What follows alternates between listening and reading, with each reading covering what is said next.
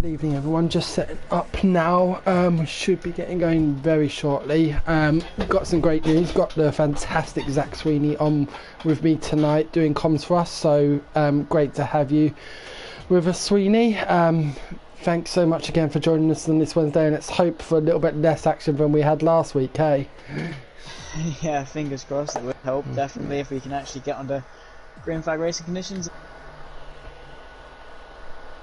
Yes, let's hope so. I've just noticed that one of the drivers is actually disconnected, so I'm just waiting for I'm just going to re-invite him, and we've got and send out invites again to everybody, so that just in case they get disconnected. Here we go.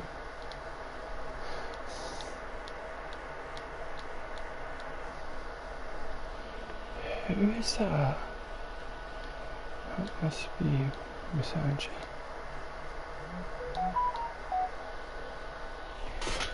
Yeah. That's my brother. Okay, wow, already got 9 viewers online. That's very good, bear in mind we haven't even started the race yet. I'm quite happy with that. Just had a message. Nope, you're not in. Okay, cool. So there we go. I believe one of the players, weirdly enough, has actually changed his PSN ID since me sending him a invite, that being Ryan Missanji, who is now Ryan 1995 in the Mercedes. I'm just going to take a list now of the drivers we're still expecting, and I've just had a newbie who's joined. Set up, done. Okay, so sorry, going crazy now, so thankfully we've still got 10 minutes until we're going.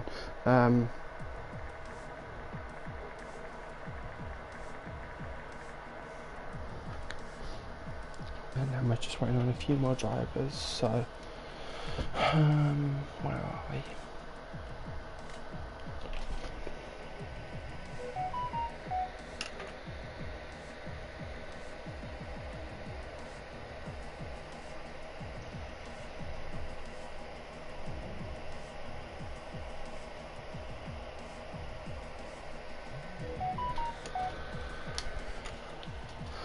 Okay, so gonna take registration now in terms of who is in this. I know we're only waiting on 2 drivers now, so that's fantastic. High Assassin is in.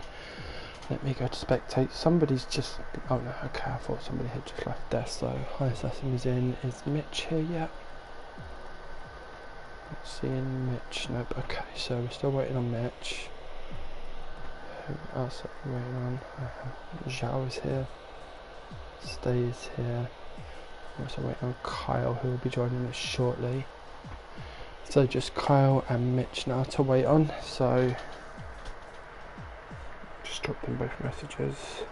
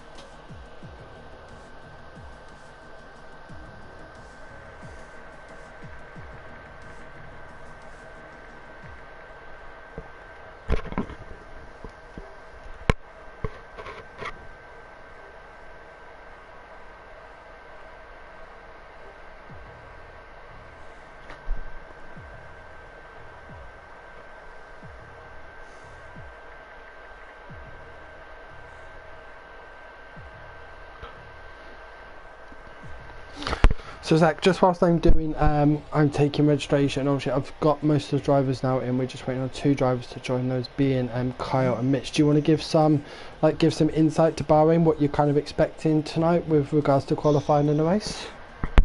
Well, Bahrain, you know, it's something that is probably going to be dry in in the obviously the climate of Bahrain. It's in the Middle East, of course, but so wouldn't expect a wet race. Short qualifying, of course. I'm guessing people are going to go for the mediums, maybe the softs if they're feeling adventurous. Definitely the people outside the top 10 can go from soft to hard. The guys in the top 10 though will probably either go for a 2-stop or a 1-stop, medium to hard, or soft, medium. 50% race. It's a long race, around about 26 to 29 laps. I'm not entirely sure, I think but it's it is 29. looking pretty good. It is looking pretty good. If all goes well like it does on Friday, then it will be an absolutely astonishing race. So the guys today should hopefully put on a show for us, and hopefully we can actually get underway with no issues today. So. Yeah. Who do you reckon is going to be the drivers to watch out for? I must admit, looking through tier 2 earlier, I was like, I don't know who I think. I don't even think I'd want to place money on any of the drivers potentially winning, because it's just like there's so many good drivers in this tier. I mean, I know who is fast, and I know who obviously did well on Friday. Obviously, we've got Mitch, who's going to be joining the lobby shortly. He won last week at Bahrain in tier 1, and he is very quick around this track, but he's got some good competition. I mean, just looking at names, it's Lou, Stay Juventino. Who else have we got? Little Jim, who, as we saw last week, absolutely dominated qualifying at Australia. We'll see if he's able to do that again, but I cannot pick a winner out. I really cannot. It's such a strong field in our tier 2. I wouldn't even want a chance at guessing, and I've been racing with some of these drivers for 2-3 months. I think it's going to be a very exciting and very, very close race. Exactly as you say. I mean, it is a very tough circuit. Bahrain isn't easy to hook up. It very much promotes good racing. So, I mean, we're in for a treat if they can get it all right, and there's not too much of a dominant factor today. Hopefully, people don't run away with it sort of as someone did last week. But hopefully, it's looking good. It's a very, very tough circuit. 2 DRS zones, should be 3. I would argue that turn 13 to 14 should be a DRS zone, but we move. But definitely down the pit straight and down towards turn 4, it is looking like it could be good. Slipstream, of course, massive factor. Strategy, of course, a massive factor, but you can get it done on track, and that is what we love about Bahrain. Always promotes some good racing. Exactly. I think it's going to be lots of fun, and it's going to be some great commentary from both of us. I don't know if you're streaming or not, but I am streaming, so you don't need to if you want. But I think, we're going to have some great comms and some great I'm sorry, my Discord is going off like crazy at the moment. Computer. We've got a new driver in today as well. So not someone who's known on the Discord channel. It's High Assassin in the Ferrari. I'm quite looking forward to seeing how he races, because he's actually my brother. So I'm looking forward to seeing how he's going to be racing today. So big shout out to Alan Woodland. No pressure whatsoever, mate, but I will be watching you very closely because you think you're a better driver than me. So yeah, I'm looking forward to seeing how he does. Not just during qualifying, but the race. I really have a feeling. I mean, where we've got quite a variety of drivers, in some are like really strong and some are still learning the game. I think we're definitely going to see some close battles, hopefully some clean battles on track.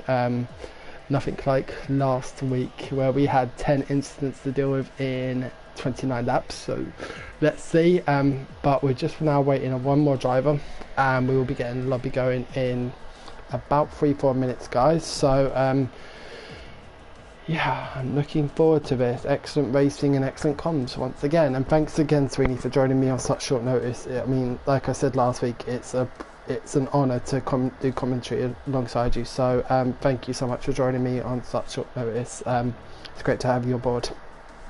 It will be a pleasure, and I'm looking forward to it. Fingers crossed we can have a good race.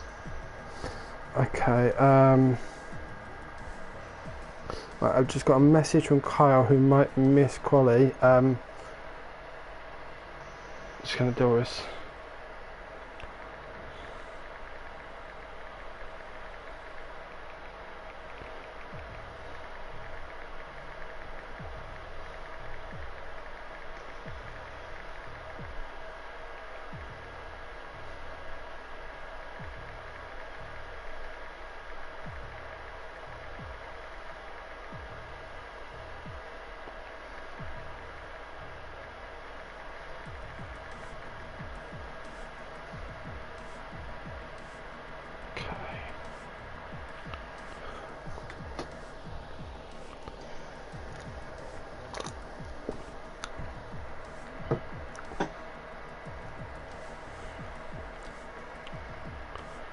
Okay.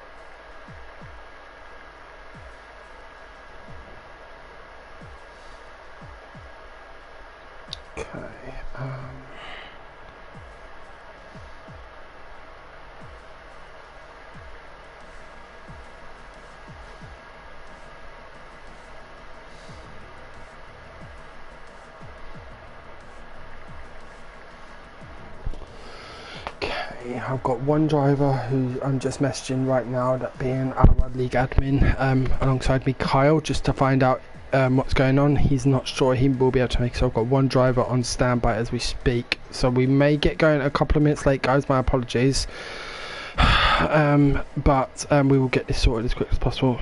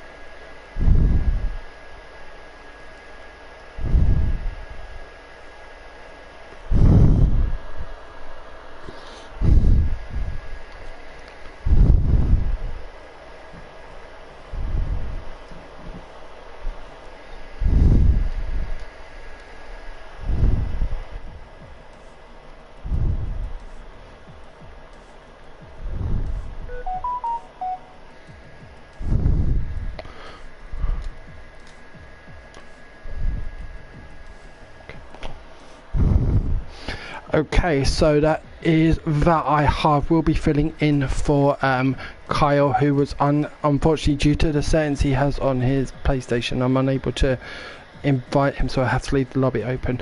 Can't risk that with with a list of 220 odd friends on here, so I will be subbing in the Williams for Kyle. My apologies there, Carl. We obviously do have quite strict times, but hope we can get those problems sorted out for next week. So we are now ready to go racing, guys, if everyone would like to ready up, and we've got a short 18-minute qualifying session going on, followed by a 50% race. So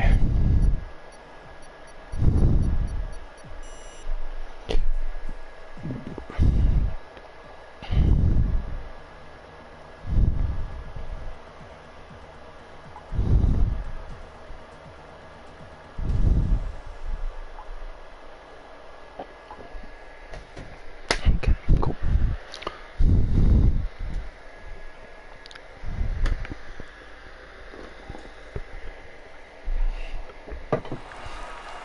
Okay, brilliant.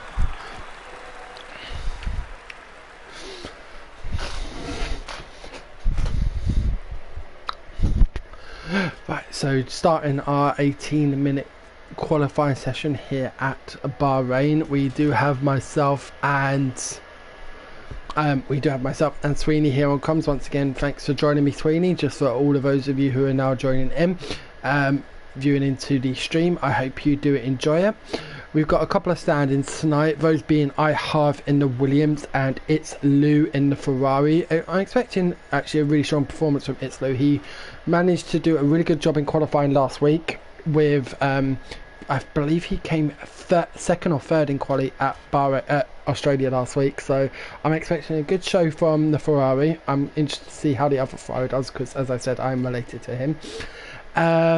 But I think for me, if I had to predict what team is going to be winning at the end of the weekend, at the end of the first round, it's going to be the Mercedes team of Little Jim and Ryan Misanji. Ryan scoring very well in a race that I commentated on yesterday, as we see Ryan actually heading up the pits now, and Little Jim, who was in an absolute class of his own in terms of quality at Australia last week. So I'm really looking forward to seeing who's going to win the battle out of, I would say, Mercedes and AlphaTauri. Both Kevin, Bud and our league admin Mitch are both very quick around this track, so already seeing quite a few drivers heading out on track. Both the Haas drivers heading out early, along with both McLarens of JFC Brito and Rayfo 1998. So wait for them to get around the track, see how they do with regards to their start laps. Wow, actually we've got both Williams out on track, both of them heading out very early. Who's the lead? So it looks like I have just coming around turn 11 down the DR straight. Is that turn 11 or is that turn 10? I'm gonna have to remember that. I can't remember. I think it's turn 10. The downhill left-hander that everyone messes up is turn 10. Yeah, that's the one. At the end of the straight is left. This is then turn 12 into 13. Yep. And then you've got 14 and then 15 at the back. Yep. Thank you very much there, Sereni. So yeah, we'll follow on board with IHAV. IHAV is one of the faster drivers. We'll see how he does against a very fast field today for the Williams team, but I am expecting good things in qualifying. We did an actual trial of Bahrain earlier, and compared to myself, he was about 1.1 seconds faster than me on the soft tyres, which he's headed straight out on. So we'll see how he does. Let's hope he doesn't get held up by traffic. I believe, yeah, it's an Alfa Romeo just starting its formation lap of either Stay Ventina or Zhao, both also very fast drivers. So coming through sector 1.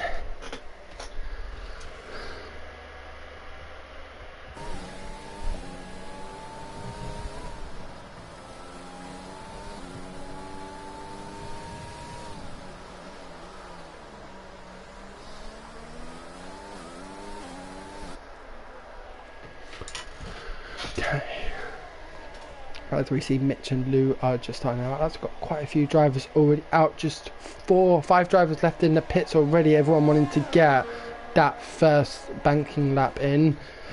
I don't know about you, Sweeney, but when I do an 18-minute quali, I aim to do 2 to 3 runs, and the first one is I'm going flat out and hoping I don't make a mistake. So like, I really go for it on my first one. If I do, I've got other runs, but I try to go for it on the first run, and getting a decent time just takes the pressure off a little bit for my second and third runs. What's your preference? Yeah, I would definitely agree. I know a lot of people want to just get out there, get a time in, so not necessarily push 100%. Obviously you're going out there as qualifying, you want to go quick. Hard with a 26.0, pretty decent time for a bank lap, but as you were saying, and as I was saying, you want to get out there, you want to get the bank times in, and as the track improves, as the rubber is laid down, as there's more grip available on the circuit, as everyone thought was in their lap times as well, the track does get quicker. So as you find over time, the track will get quicker, lap time will come down, and it is all about just getting that optimal turn. So the first lap is crucial to get the banker in, so you have got the pressure alleviated off your shoulders, and you have got the mental high ground, you could say. If you have to give it all or nothing in the final run and you mess up, that is your qualifying over. So you know, it's good to just get that decent first run in and then go from there. But yeah, I'm noticing Mitch has done his banker lap on the mediums. We've got a few drivers actually choosing to go onto the mediums for their first runs, in Mitch, Rumax and Kevin Budd in the other AlphaTauri. Mitch obviously a very fast driver on this track, so I'm quite interested to see what he's going to post as he comes down towards turn 15. Getting really good on the curbs there. Obviously I have already 0.8 of a second ahead, but it looks like Mitch is going to set 1:27.4 on the mediums, going fourth. That is a very respectable lap time when you look at the drivers behind him, i.e. Ryan Misanji, and he's very close actually to third and second, just half a second, but on the medium tyres, which have a delta positive of 1.2 seconds over the course of the lap. So I mean, just looking at that time, if Mitch does choose to come back out again on the softs, I think he's going to be very, very close to IHAV in terms of times. And as you said earlier, as the track speeds up, who knows? Wow. Are my eyes correct there? A 1:25.2 by H. Taylor.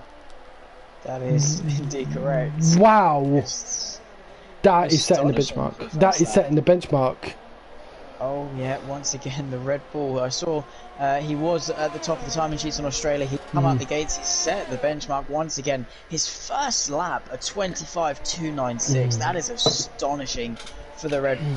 You know, nearly 7 tenths clear, nearly 8 tenths clear of half Yeah. in P2. So I mean, we did see people get closer as time went on, but Taylor very much Wow. setting the bar high, setting what everyone needs to aim for. But that is an astonishing lap. If he can improve on that at the same rate everyone else will improve, then I'm sure we're going to see him in some very, very low lap times. Incredible stuff. See, little Jim is just about to come over the line. Let's see what he's. He's going very quick. This is going to be a fast lap for little Jim. 125.5, second place there for little Jim, as things can't stand. Here's a question: do you think we're going to get in the 124s? Obviously, the track will speed up with time. Do you think these drivers are going to go back out on a fresh set of softs, just to kind of ensure that they're at the top? Obviously, as the track gets quicker, I think even when I'm in first place, I always aim to get out to react just in case. So, and I don't know, I see 124s happening, which I would have never even predicted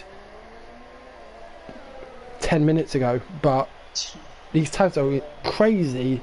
I can't believe we are in for an astonishing race. I think we are in for an absolute astonishing race based on these times. Yeah, indeed. But I mean, a 25.2, 25.5, they are very quick. Still 3 tenths to a 24. But as a first lap, as the track gets quicker, as you said, it can be possible. So I wouldn't be surprised if we can see some highs, maybe even mid 24s if H. Taylor hooks up the lap. But it looks as though he's already got the track pretty sussed out. Little Jim as well, not too far back on a 25.5 either. It's half on an outlap now though. Wanting to improve, I'm sure we're going to see him into the 25s at least, maybe even more.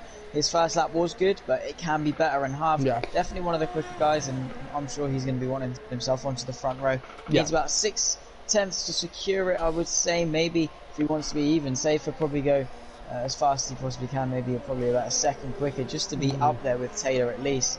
I mean, hopefully he can do it. I think little Jim will come out again, and when he does, he is going to go for it.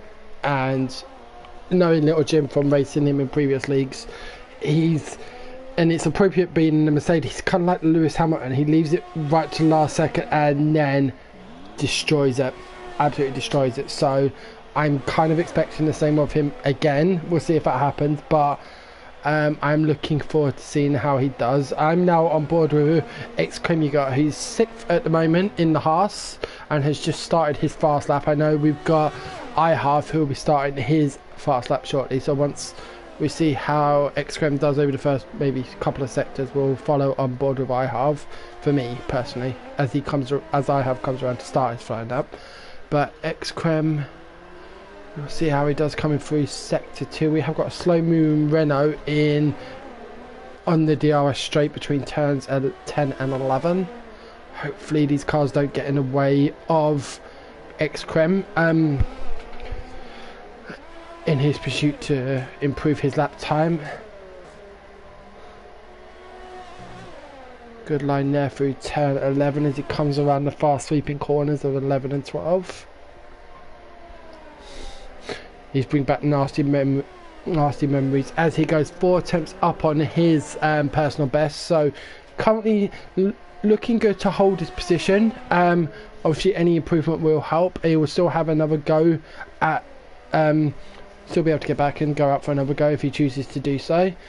So as X-Creme comes over the line, he's going to set a 126.5, holding on to his position. Actually, no, he's just been pipped by Ryan in the Mercedes. So X-Creme improving on his time, but falling down to 7th. But at the end of the day, he's now got 6 tenths over Mitch and 4 tenths over Denmark, who's just set his fast lap. So we're going to see iHalf. He's now coming around to the last corner. Let's see how he does. Time as I checked, 3 tenths. he was 3 tenths up into sector 2 across the line. Is it anymore? It's 4 tenths, just behind. So close. Jim. So incredibly close. Just over a tenth and a half between himself and Jim. So he's got one more run. He can do it. Jim and Taylor both on out laps. Here's Taylor starting a lap. Let's have a look what he can do. Down this back fit straight. DRS again, wide open. He's on a 25.2. Can he improve? Looking for the 100 ball. Down the gears as quick as he can. Use the camber on the inside. Second gear to get the traction. Third gear, fourth gear, uphill through turn 3, so you need to be quick, hook that curb on the inside to keep the car straight, and on the run into turn 4, want to use all this track as you can see, down to fourth gear, third gear, and get as close to that inside curb without touching it as you can. Use the track on the exit into the turn 6 and 7, a tenth and a half up on an already amazing time, and that's only sector 1. As he comes into turn 8, got to brake, and as soon as you're straight, you need to brake, and then use the track on the exit, bring the car around, carry the minimum speed throughout, and then downhill for turn 9 and 10. Very tricky sequence of corners, but he nails it to perfection. Does Taylor, gets the perfect drive, looking for the slipstream for the car in front, but it's just a little bit too far out. Using all the track coming into turn 11, want to be looking out for the 50 ball just before fourth gear. Use the camber and carry the speed. His team moving out the way nicely as he comes through turn 12. Got to keep it as tight to the inside again. Don't want to touch that inside turb. 2.5 tenths up on his time. This could be a 24 if he finds a little bit more time in the final sector. Just a couple more corners. Needs to send it if he any chance of a 24, but it is looking good. Down the gears as quick as he can into the final corner and nails that. Carries the speed with the brakes, and on the exit he's going to have a good drive. DRS wide open. Is it going to be a 24? 25-0? No. So close, but still an astonishing lap time. Let's see what Jim can do. So I'm now on board with Jim. He's gone 0.17. Yep, 0.17 up as he goes into the penultimate corner. It's not going to be, I don't think it's going to be good enough for first, but it's definitely going to solidify his position in second. Good line there through turn 15 as we come onto the home straight. What are we looking at here? I don't think it's going to be Tay. Nope, it's 0.08 of a second up, so slight improvement there for Jim. But H Taylor, I mean, I'm not even kidding. I'm not sure what was giving me chills down my spine watching that lap or your commentary on it. I mean, that was, both were absolutely phenomenal. Like, that was an insane lap by Jim. I literally was getting tingles down my spine watching that. It wasn't even, I wouldn't even say it was Lewis Hamilton-esque, because you expect that from Lewis Hamilton. It was just incredible to watch from a driver who's racing in an online league. So I couldn't believe that. It was just exhilarating to watch. As we see Mitch pops up, getting onto the soft tyres and making use of that, and has gone into third position ahead of IHAV on a 1:25.6, so only 2 tenths of a second behind Little Jim. Wow, this is quite interesting. We've got one driver still to set a time in, High Assassin, who's just started his outlap, so I will be paying kind of close attention to that. But who have we got? We've got Shankly down in 19th. I want to see how Shankly does. He's going to be starting his fast lap in a bit, so we won't focus on that one right now. Are you watching anyone right now, Sweeney? Who shall we focus on? Not really in particular with anyone, but Mitch, yeah, just wanted to say that, you know, gone on to the mediums, he's come back onto the softs, and at 25.6, very quick, very close between him and Harv, very close between him and Jim. It is looking good for that fight for the second place on the second row. It looks as though Taylor's got this one in the bag, to be said, but unless anyone can pull something from their behind very quickly and get it done, I'm sure we're going to see a very dominant display for pole position. Jim has improved and up to a 25.4, which could be good. Ryan on a 26.5. It is looking pretty close and pretty good. Most of the drivers separated by not much, and the gaps between the drivers looking pretty close. And Steve goes up, Joao goes up into P6, very nice lap with a 26.3. The only driver, the top 5 all into the 25s, and now sort of low 26s, so looking very quick. I think, as we're seeing it right now, I think Harv set another lap, because he's just 8 thousandths of a second behind Mitch. So I think he set another lap in the process of our commentary, since Mitch set his lap, coming very close there to P3. But I would definitely agree with you. As we see a yellow flag, oh, that's just Stay taking time on his outlap on his in lap to get back to the pits and preserve his tyres. So who shall we focus on? I'm going to focus now on JFC. Now JFC, he's been having some good race performances online recently. I was commentating on a race he was doing yesterday, which he took the checker flag on for Delta Pace Racing League, a league we're partnered with. So I'm interested to see how he does here today. And it is another high speed course, and he does tend to do quite well. Obviously all of our top 10 will be starting on the soft tyres, so I'm starting to think, if you were, I mean, I can see 13th and 14th are on outlap or on flying laps, and 17th, I can understand 17th, but 13th and 14th are on flying laps. I'm not sure I'd be making that call, because it's only a few tenths up to 10th, and then you lose those that medium tyre option, don't you? Because everyone's on softs right now, so I'm not sure how I would be going about that. I think if I was pressing Mixer or Rafo, I would probably be sitting in. I mean, I'm on board with Rafo now, and he's 4 attempts down on his first sector, so I don't see any improvements there. But pressing Mixer as he comes through the final turn is 4 attempts up, so he is potentially going to go into, and he bails on his lap. Maybe he's watching my commentary, I don't know, but 4 attempts up, do you think he was watching the commentary and decided against it? Well, he might have definitely done. You don't know, but I'd say from P11 to P sort of 13, you don't want to be in the top 10. If you're that close to the top 10, you're probably just better off sticking on the mediums and going for a better strategy for the long term in the race. Because let's be honest, one position can be made up like that off a start. Anything can happen. You can make it back up easily. So it's probably better to have the better long run. So if I was Denmark, I'd be loving life, because he is definitely in for a shout of a good midfield position if he can hook it up. But Ryan probably in the worst position of the field, in complete honesty. Probably I'd rather start last than 10th. Yes, because I think these soft tyres are going to last in the race about 6 to 7 laps, and we can see that qualifying is now coming to an end. We've got a few drivers on their out laps, but they're not going to get to set them. So we've just got highest driver currently on a flying lap is Xcrem, who has bailed on that lap. We've got It's Lou. Let's follow It's Lou. He's just come through sector 1. He's 0.02 down on his first sector, but he is on a fast lap. He is going through it, so let's follow, see how he does.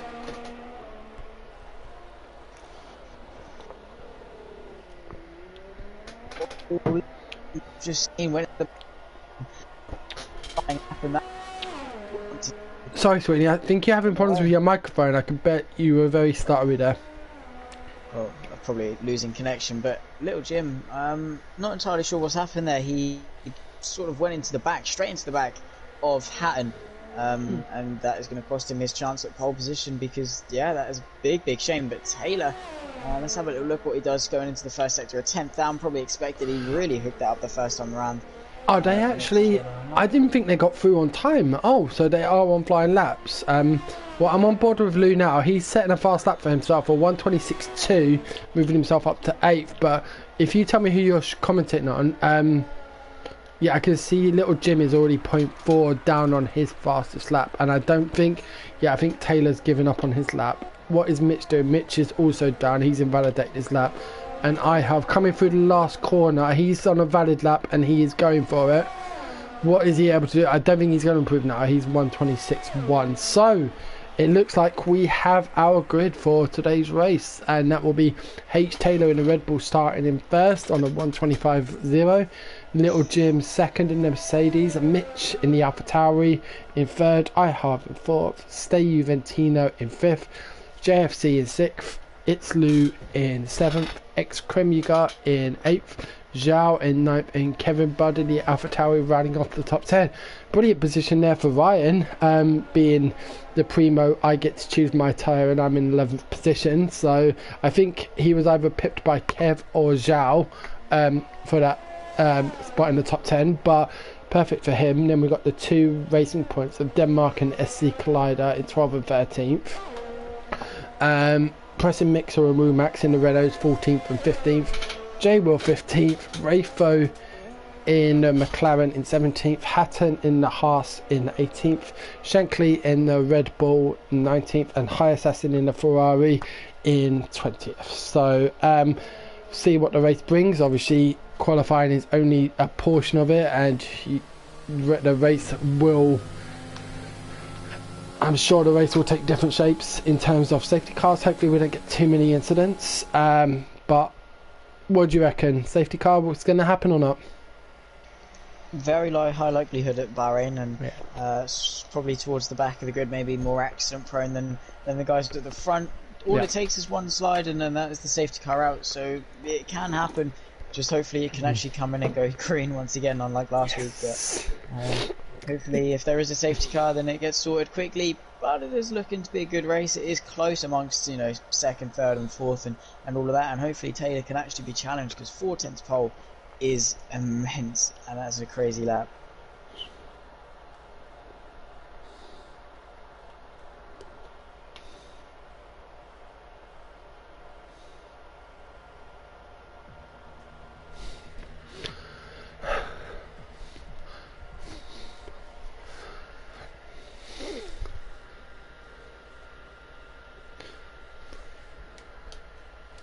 Right, so gonna log on to the YouTube and just see how everything's going in terms of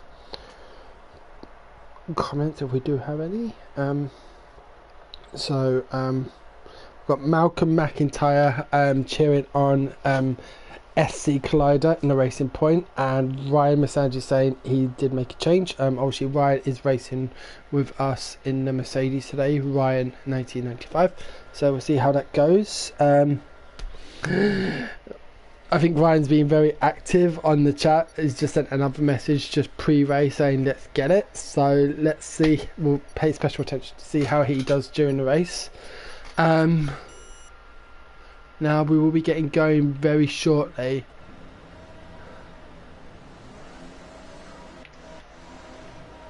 And yeah, okay, good. I did set the formation up. Okay, good. I wasn't, where I loaded the settings, I wasn't 100% sure if I'd updated them from Australia in tier 1. But yes, I did. So that's good. So we're going around on the formation lap. Shall we take a look at, let's get some graphics up, see what tyres everyone has chosen in the top. Wow. I don't know if you're seeing what I'm seeing, but literally everyone outside the top 10 has gone one stop. No surprise there. I think for me the big surprise is that Denmark has chosen to start on the hard tyres. So obviously looking to go hard medium stints to make it to the end.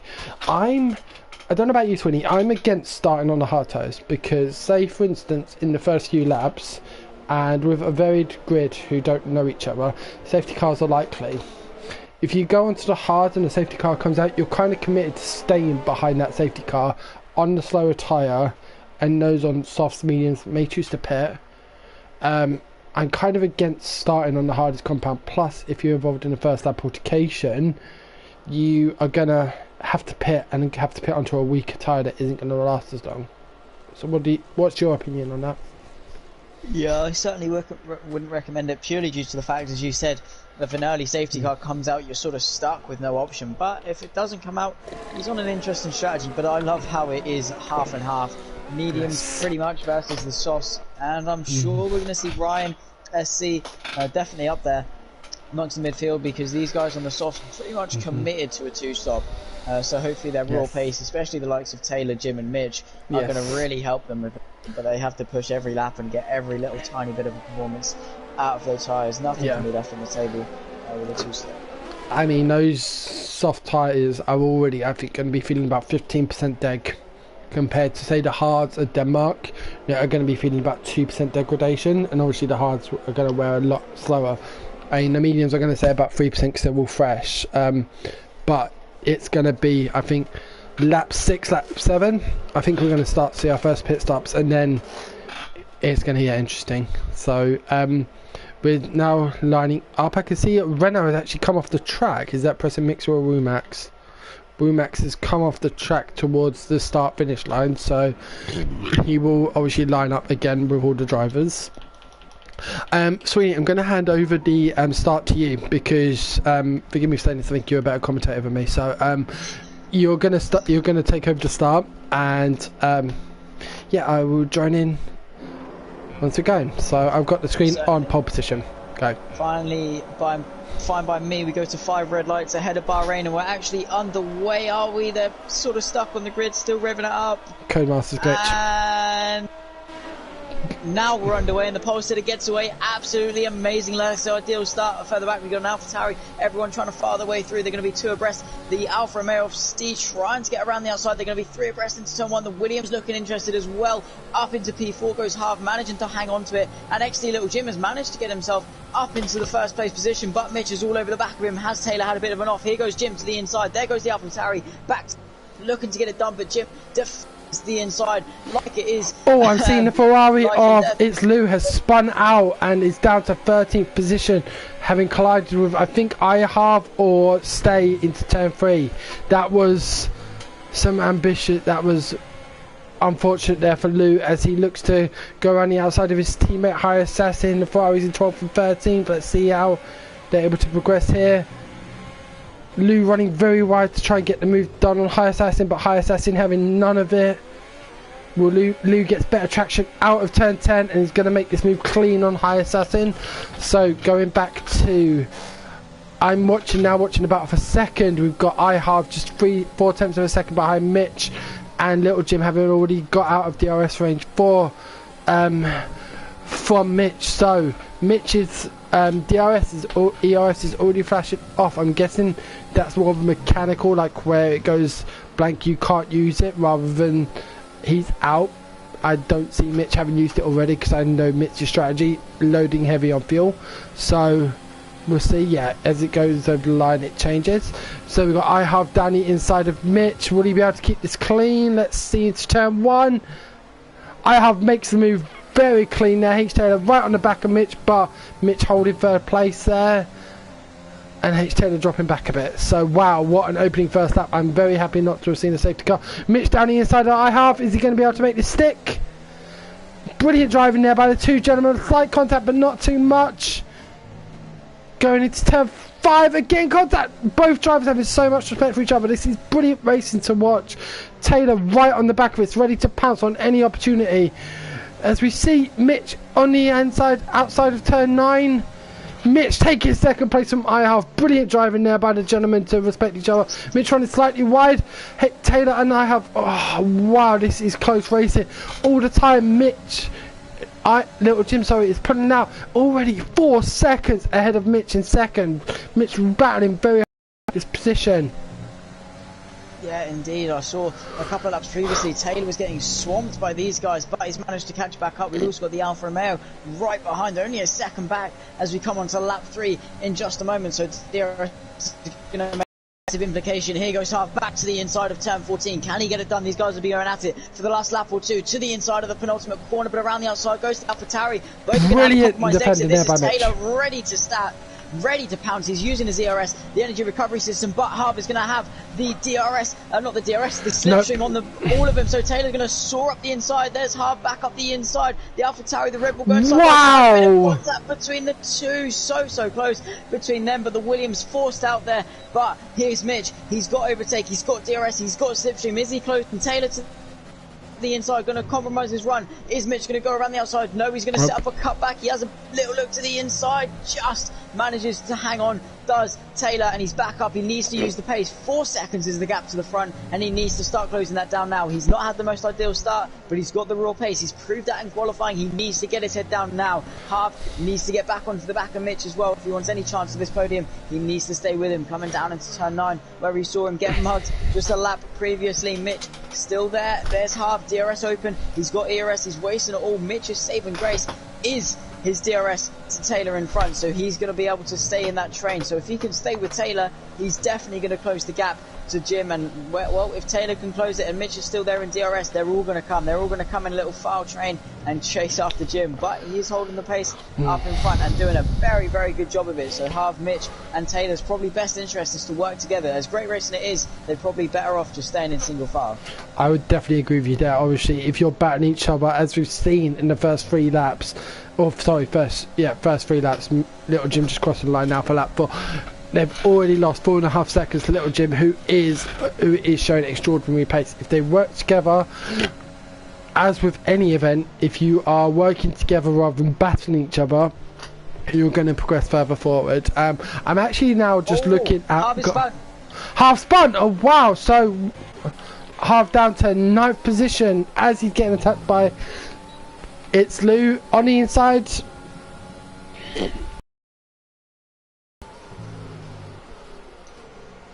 And Lou makes the move stick half down to 10th place from 4th. So we've got currently Little Jim in first, 4.6 seconds ahead of H. Taylor, and then Mitch in the Avatar, still within DRS range, so he will have DRS for this straight. I'm seeing, wow, I mean the traffic between 5th, Kevin Budd doing a fantastic job as Zhao runs wide. He's going to be susceptible there for JFC and Ryan. Looks like they both have a bit of contact coming out of turn 10. I'm seeing, I don't know about you, Sweeney, I've seen a lot of players are lagging, like it's going X and their connections are kind of weak. Is this just me, or are you seeing this as well? They seem pretty fine from okay. 5th, 6th and 7th is going on very, very nicely. Only yeah. for 6th, but still pretty good. And they're all sort of single file in their way, constantly themselves all the way back to the grid. So DRS all between them, slipstream between them all. There's the Renault having a little look. Joao has got DRS to Kevin in front, but it isn't going to be long-lived. Here's JFC looking to get the counter-attack on Joao, who got him back to the inside, goes to the Alfa Romeo, to the outside, goes JFC. He's going to have purple DRS here. He's going to have purple DRS on Kev. I think Kevin's going to have to do a fantastic, an amazing job defending here. Obviously, he's several seconds behind Stu Gavintino, so he's not in any chance of getting DRS. He's going to have a splendid job of trying to defend here, but as the great Murray Walker used to say, catching a car is one thing, overtaking it is quite the other. So let's see how Kev does in support of his AlphaTauri teammate. I did say I thought the AlphaTauri would score well here, and we're currently seeing him in 3rd and 5th, the Mercedes in 1st and 10th. So let's see how this progresses throughout the next few laps. I'm actually looking at position change. The big loser I think IHAV must have picked up damage. He has pitted and is down 14 places from his start grid, but Rumax up from 15th to 9th. We've got Rafo up from 17th to 12th. We've got some big movers here, and Kevin Budd up from 10th to 5th on those soft tyres. Those will be playing. That will be playing a big part for him. I'm just now looking at tyres. All of our top 8 are on the soft tyres, and Rumax on the mediums in 9th is currently 15 seconds behind our race leader. So I do expect the front runners to be pitting very soon, as we see JFC in the DRS got his ERS open as well, practically using all of it. Yep, down to 2%, but makes the move stick on Kevin Budd as we go into turn 1. Kevin very aggressive there, looking for the cutback, but wasn't able to make it stick. Great defending there by JFC to take 5th place, but Kevin will have DRS coming through to turn 4. And great driving there by JFC, getting a cutback. Looks like Kev has run wide, but what's going to happen here through these turns? JFC has spun. Has JFC spun? I think he's lost it through one of those turns, but JFC down to 9th and cutting the corner big time there. JFC losing it out there big time. I don't know what happened. Is he 10-second time penalty for exceeding track limits? I don't know what's going on with JFC there, but I am going to watch just in case. He is at risk of being disqualified here if he doesn't continue. Okay, back up and running, but down to 14th place. So Kev now having a more than DRS range over Rumax in 6th. Rumax again making fantastic. Believe he's now up 9 places from his start. 9 places. Rumax up from 15th to 6th in the Renault, and his teammate Preston Mixer up from 14th to 7th. So this could potentially be a very good day for the Renaults. What do you think, Zach? Definitely could be. We've got H. Taylor into the pit lane and going for the pro tyre. The yellow stripe, these are going to be fresh. Probably going to do one more stint on another set of these towards the end, but he's gone quick. He's got to get out in fresh air, and that isn't what he's done. He needs to negotiate this traffic. He needs to get himself quick so he can maximise these tyres and make the jump on the guys on the older soft. We've got Denmark on the back of a Cree to the inside. Should be a pretty basic move on the hard tyres, who are now coming into their own, probably quicker than the likes of the soft tyres at this point. Definitely. And what happened with Jesse, very, very unfortunate, but he looked as though he was setting up the cutback, was looking very eager, and just got on the throttle and got too early, and then was obviously off the track to try and let everyone through. But where has Taylor come out? He's come out just behind Hatton, needs to get his way through, setting up a nice little cutback. Pretty plain sailing, and yeah, Hatton won't fight that one too hard, and I wouldn't blame him, because it's a different race with H. Taylor. You know he's going to be a lot quicker. There's no point fighting it. Plus, so he's going to be off into the distance. obviously heading into this section, Hatton will get DRS because of where he let H. Taylor through. So that DRS will help his race, which is obviously what's the most important thing. H. Taylor still has to pit, as does Hatton, but this is effectively for race position, because once H. Taylor switches, I imagine they're going to be re-switching onto another set of mediums, and Hatton will be switching onto another set of, switching onto a set of hards, depending on if he can make these tyres last longer. But oh wow, as we see Stay Juventino getting a 5-second penalty for speeding in the pit lane. That's one thing that I've actually been learning to adjust to in running without pit assists. It gives you, instead of having that option to just relax for say 10 seconds of a 45-minute race, it's constant onwards, isn't it? Like, you can't shut down. You have to be even more so concentrated during your pit stops than just being able to let it happen. So even the slightest infringement is going to serve you big. I mean, a 5-second penalty could, I mean, I just think it could be a few positions, especially with regards to say 5th to 9th, where I reckon Stay is going to come out at. It could be the potential of a few positions dropped. So that's unfortunate for Stay. I'm on board still with H. Taylor, who is doing a great job there, catching up to Denmark in the racing point. He's got the slipstream, he's got the ERS. Denmark on the hard tyres, but 7 laps old, and Denmark does not fight. That sensible driving there from the racing point driver. And H. Taylor already back up to 6th, so just 2 laps ago pitting into 11th, he fell, and now is already up to 6th. This is good movement there by H. Taylor. So it's looking like a good race for him. As we see that Little Jim is now in the pits. Let's see, is H. Taylor able to take the undercut? I think it's going to be very close. This is going to be close between H. Taylor and, but I think he's going to get it. H. Taylor is going to get it, I think. H. Taylor. No. It's definitely a lot closer. And his tyres are going to be scrubbed in compared to Jim, and he is a lot closer. Yes. He's within 1 second, just maybe. He'll get DRS down the back straight. Remember, his tyres down the middle straight from out of turn 10. So his tyres are going to be scrubbed in. They're going to be warmed up, whereas Jim's going to have to warm his up and get them up to temperature. But Jim is looking very quick in the race. Powerful to the first set to Ghost Taylor, so he is going quick. He's giving it everything. Needs to get within to the DRS. So through turn 8, going to give it everything. Just needs to find about a half a tenth or so, but he's not finding it. It's so ever so close. Not going to get it. No, unfortunately not. He's not going to get it. Taylor through turn 10. 1.1. XD 1.1. Well, Jim has got pressing in front of him. He needs to negotiate, so that could give him the extra tenth he needs. We've got Taylor using all of his ERS to try and negotiate the gap. There it is, under a second. Probably at the wrong time. Jim's going to have DRS as well, but the crucial thing is he is here and he is a lot closer than he was a lap previously. 7 tenths purple is Taylor. He is pushing, and Jim getting held up from pressing Mixer. He's in the slipstream. Mixer defending sort of to the inside. Can Jim get past? He doesn't want to do it. I don't think he wants to. He wants the ERS, doesn't he? He wants the DRS so that he can make that work for him, as well as 80% of ERS. So he should make this move pretty comfortably. He's on fresher mediums.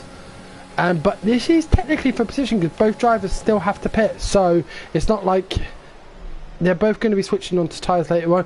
As we see Preston Mixer run wide, is H. Taylor going to be able to move on it? Yes, H. Taylor getting past Preston Mixer as well. Preston Mixer and H. Taylor both with DRS. But yeah, so Little Jim up to second, and Pressing Mixer unfortunately running wide into someone, drops down to 4th position behind H. Taylor as well. I think we are going to be witnessing the battle for first here in between Little Jim and H. Taylor. I mean, I'm looking at now fastest lap comparisons.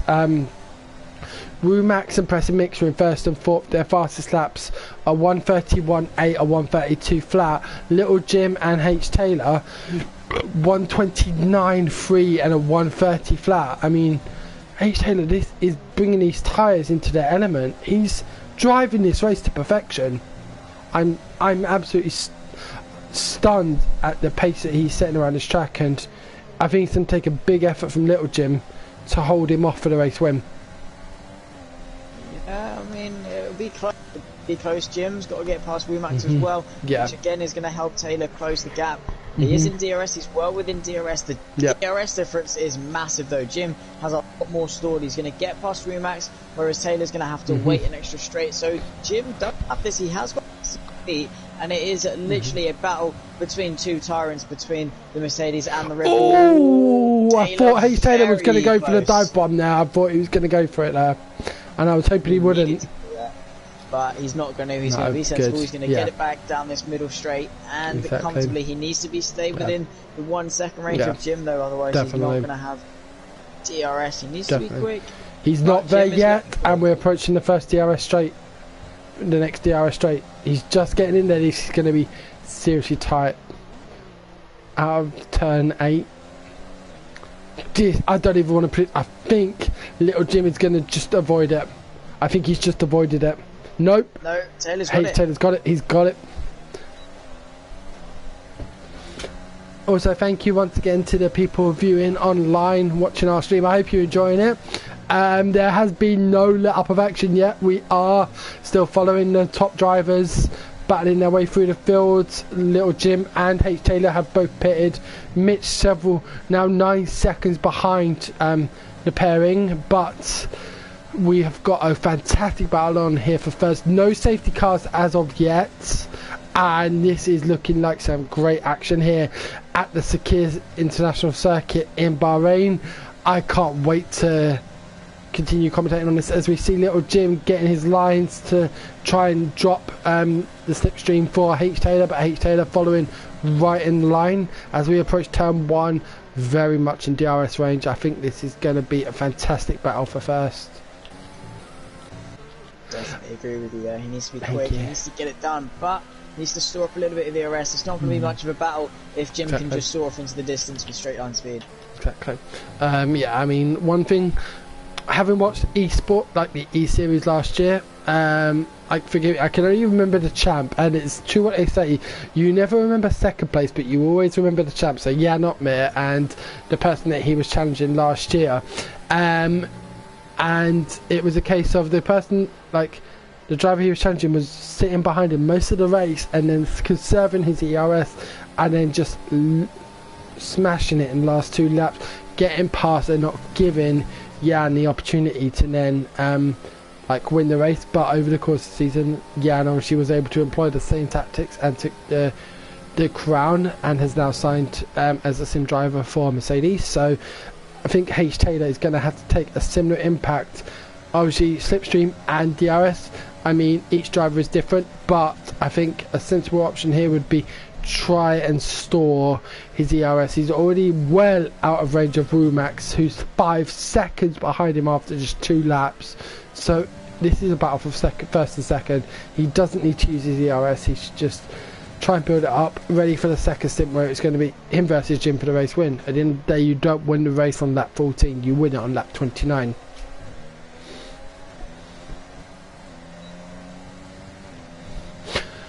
So, still on board with the battle for second. Zach, I'm going to take a 2-minute break. If you want to take over comms for now, I'm going to be right back. Okay, mate? Awesome, mate. Thanks so much, buddy.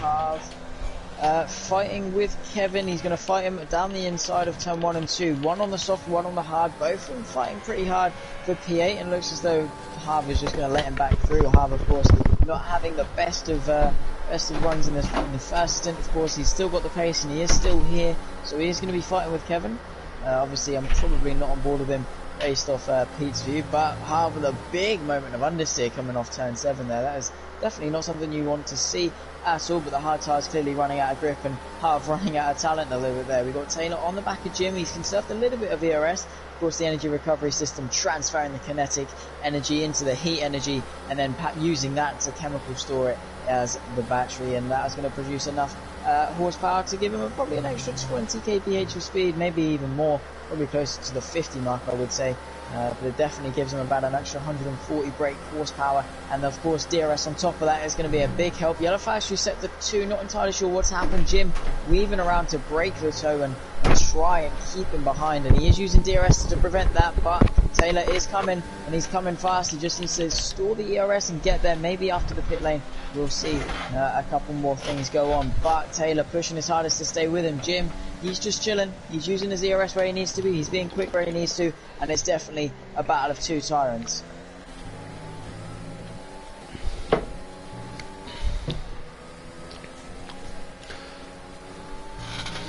So I can see that Mitch has passed Denmark for third position, 12 seconds behind, 10 seconds behind HT, but very comfortably in a podium position. Here we have got Kevin Budd. As we see, a ex-Kremger has retired, our first retirement of the race. Going to sit on board with JC, who's just coming out the pits now. It looks like Kremger has come off at turn 1, but I did still see his car moving, so that's going to be open to he's not actually sitting in the track, so that's going to be open to steward investigation. So yeah, so we have got our first safety car of the race. It has not our first retirement of the race, so that has not led to a safety car, thankfully. Obviously last week we were involved in a driver deciding to leave the session in anger and bring out a safety car, but that has not happened today, so fantastic.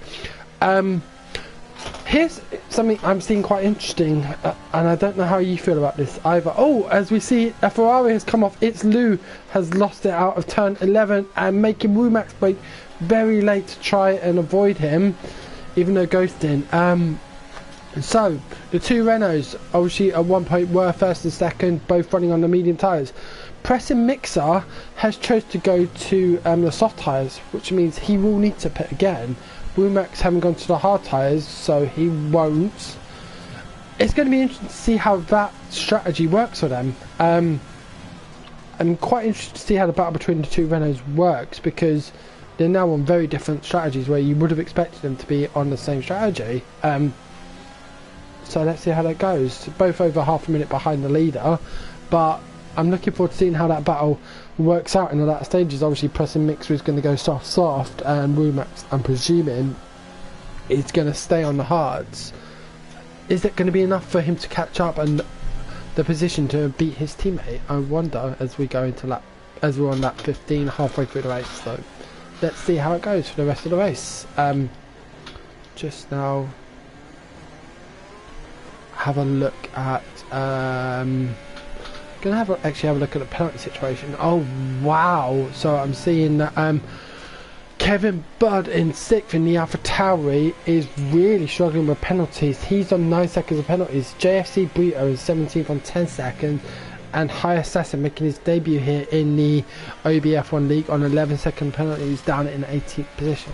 So we haven't got many drivers with penalties, but Kev is going to be affected by that, as we see Stay has got a 5-second penalty, and Kev picks up a 5-second penalty for speeding in the pit lane. It seems like a lot of the drivers are really struggling here with pit assist off.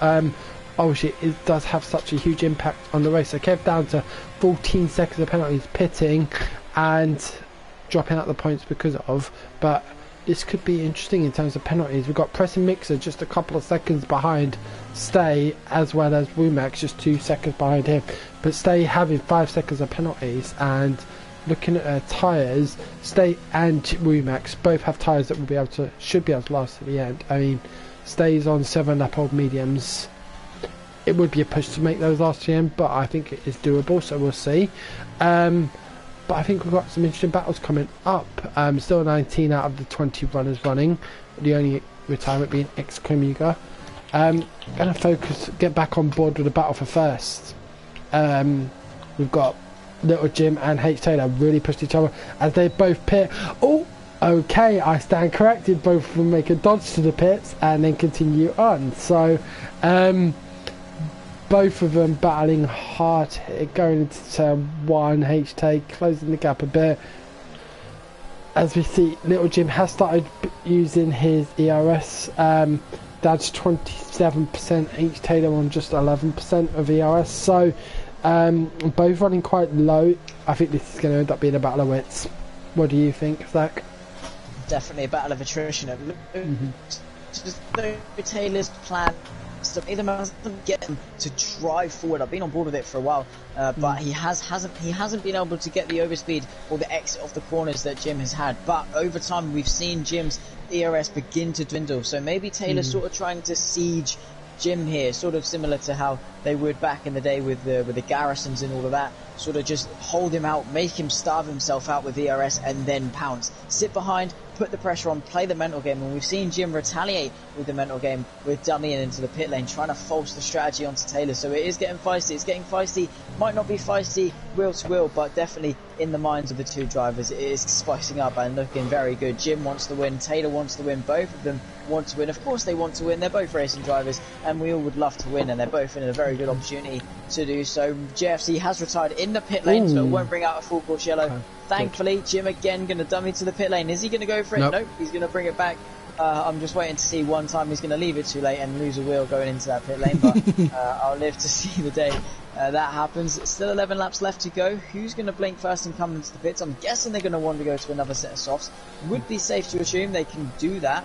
I would guess so. Maybe if they are brave, they can hold these mediums out. I wouldn't suggest it, but as we can see, Taylor just hasn't got the speed off the corners that Jim has. Through the corners, he's flying, coming out of them. Jim gets the foot down, he gets the lap pedal down a lot quicker than Taylor.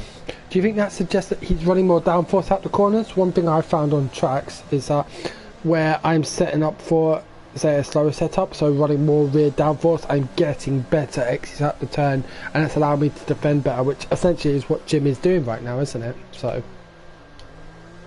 Yeah, pretty much. He just needs to be quick where he needs to be quick. That's all he needs to do. He doesn't need to be quick through the corners. Taylor can't overtake him mid-apex. He needs to be quick off the corners and down the straights. That's all he needs to do, and that is what he's aiming to do. Keep the pace through the corners where he can.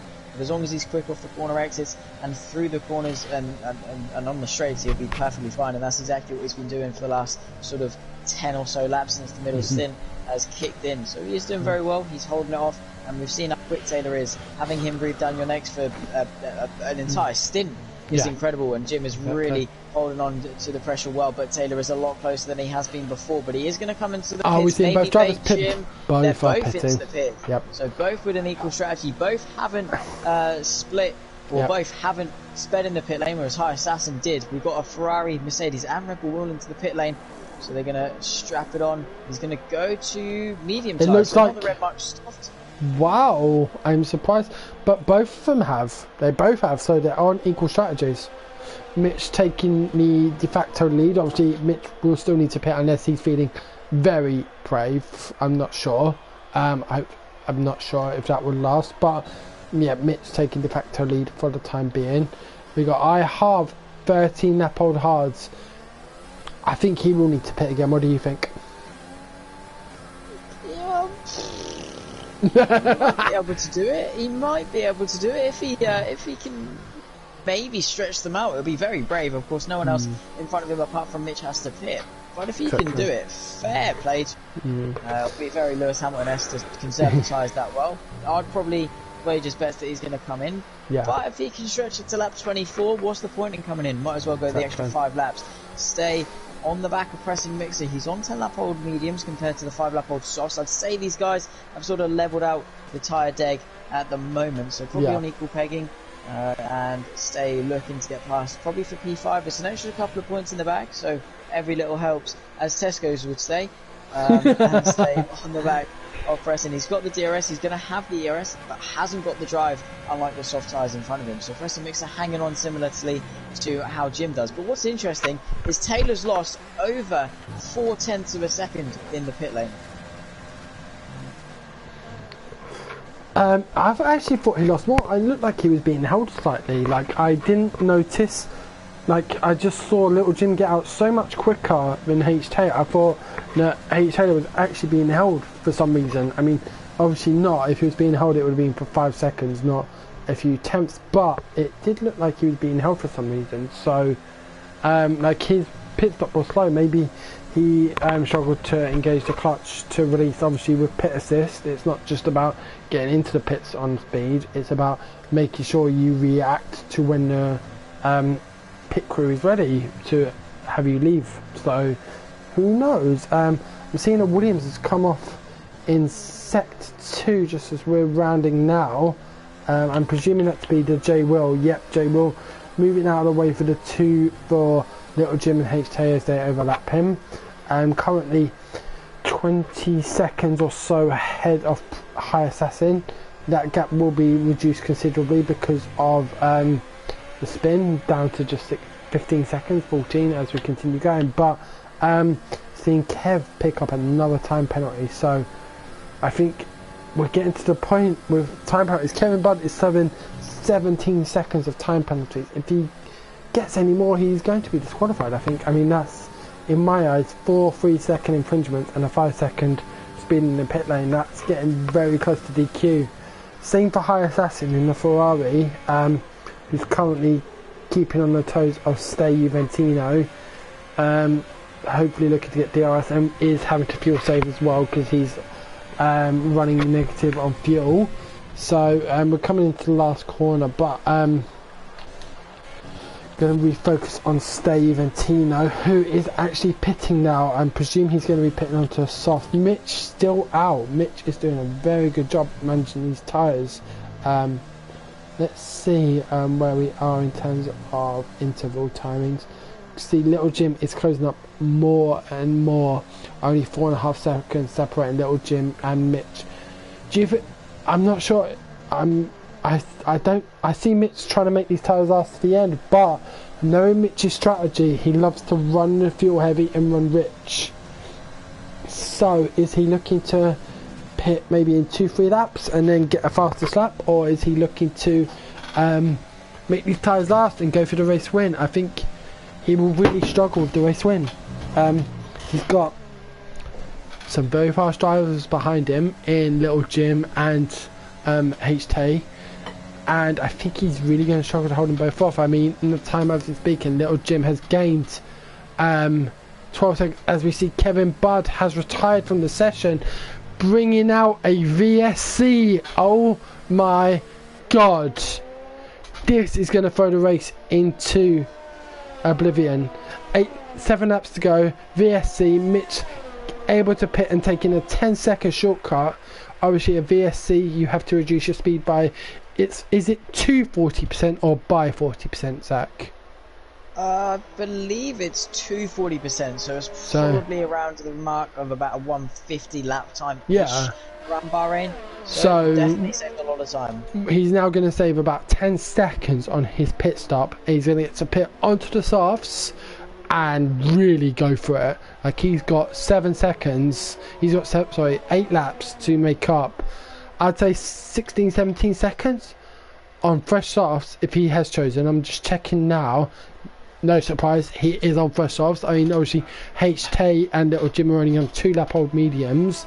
So I'm imagining the delta is going to be at 1.3 seconds lap difference. It's going to be a big ask of Mitch. He's currently 15 seconds behind H-Tay, but H-Tay does have a penalty. And I'm looking at the penalty situation now. It's a 3-second penalty for H-Taylor. So Mitch only, I say only, he needs to improve. He needs to close 12 seconds on H-Taylor and potentially Little Jim, because H-Tay and Little Jim are matching pace. So we'll see. Is it doable? Well, I'm not putting anything past Mitch because I've raced him. He's a quality driver and he's on fresh softs. If he doesn't get second, I reckon he will get the fastest lap just because of the tyres he's now on. He's got improved by 1.3 seconds. Currently Little Jim with the fastest lap of 1:28.893. Mitch is running on a 1:30.079. So we'll see if he's able to take the fastest lap. But I see no reason as to why he wouldn't be able to do so.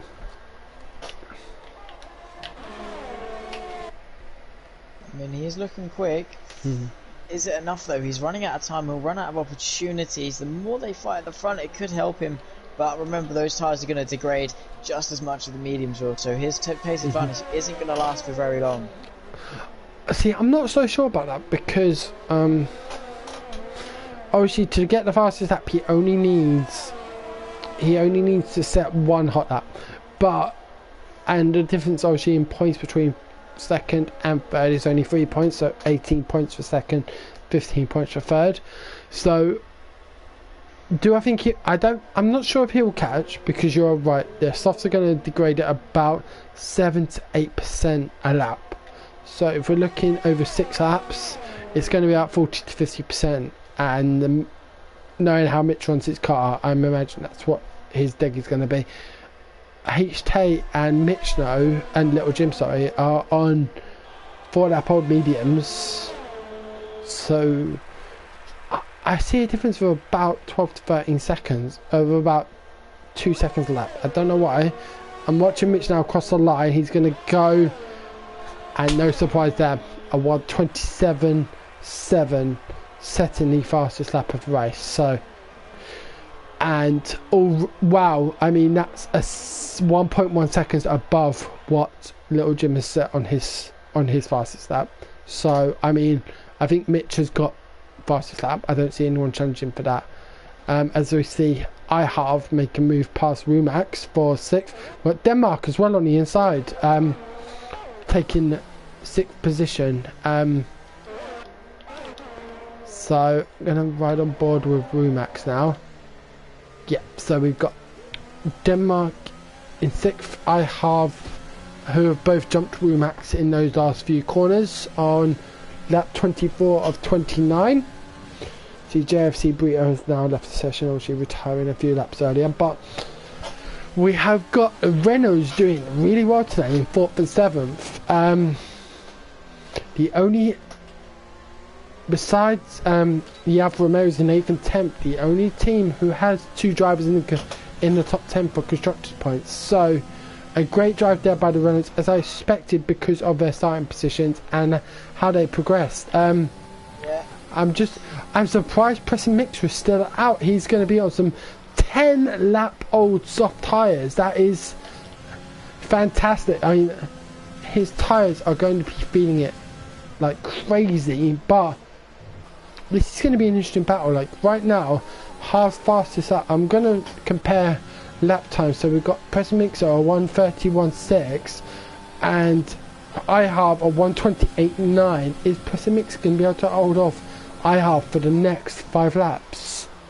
I don't think so. Sure, but sorry to butt in, because these guys are having an amazing battle at the front. Jim and Taylor have been going at it for the past sector or so. I've been on board with it, didn't want to interrupt, but they've been going at it. They've been side by side. They've been really fighting hard. Taylor, of course, with a penalty, but that's not stopping him getting his way through. Here's Jim on the re-attack, on the counter-attack. Can he get it into turn 11? A little bit too far back. He's going to sit behind and wait for the run down towards turn 1. But Taylor and Jim were fighting so hard, and that incredible bit of racing. I'm sorry that we missed it, but hopefully they can still give us a bit of action. Half getting past Present Mixer as well, down towards turn 9. Very easily done, and looks like Present Mixer won't be fighting that too hard. Jim and Taylor both equal pegging when it comes to tyres and DRS, just not so with penalties. Here's Jim, 3/10 back and use an overtake. He's going to have the drag reduction system as well. Can he launch his counter-attack? He's closing. Again, the fight for the race lead, the Mercedes versus the Red Bull. The fight has been leading up to Taylor defensive to the inside, so Jim goes a little bit more than Taylor. Back to the outside he goes, going to go around the outside, so close, couldn't fit a shit of paper between these two. Still going to be side by side is Jim and Taylor. But Tay has got DRS. And he's got it, and he's going to have DRS and claim the position back down towards turn 4. So that's Jim's saving grace pretty much gone, but he's still going to be with him. He's still going to be close, just needs to keep his head down and keep with him through turn 6. It just needs to chuck it in through turn 7. It looks like Taylor's got this one in the bag though, but goes in 3 seconds. He's only got 4 laps. Exactly. So obviously with DRS advantage, little Jim has just got to stay. If he can stay in that 1 second threshold, he's got this, I think. He's got to stay in board, but as we've seen for Little Jim, he's got extraordinary pace. I mean, Mitch is already down to only 11 seconds behind. I don't think he's going to close it, but we're seeing the difference in terms of free speed. And I don't think HT has got 2.5 seconds on Little Jim. They're both running the same tyre. They are both running the same amount of ERS, but Little Jim is a very intelligent driver and will be following HT's line to the brim, as we can see coming out of turn 13 and going into 14, sorry, coming out 14 going into 15. Little Jim is going to be following his line as if it's a fish waiting to be caught. We're not going to see, I personally think 3 laps to go, it's going to take a mistake from Little Jim for him to not win this race. The first race of Tier 2 here in the OBF1 League. We've seen some fantastic racing today. Am I the only one seeing this, that now Little Jim is now ahead of HT? Like, it looked like HT lagged there and got put behind Little Jim. Did you see that as well? I did see that. Taylor just sort of lagged backwards, so yeah. Jim back in front, but Taylor's got the pace, so it's sort of just invited it back into another battle. Yeah, so exactly. Taylor going to look to get him back in front. Maybe it's a silver lining, going to give us a bit more of a battle. Looks like Taylor's a bit shaken up by that as well. He's lost a bit of pace. I would be too. It happened to me recently in an unranked lobby. I was just doing it, and then no, it wasn't even unranked. It wasn't unranked lobby. It was with another league I belonged to, and I lagged, and then, but it was like my car didn't move and everyone else's cars did.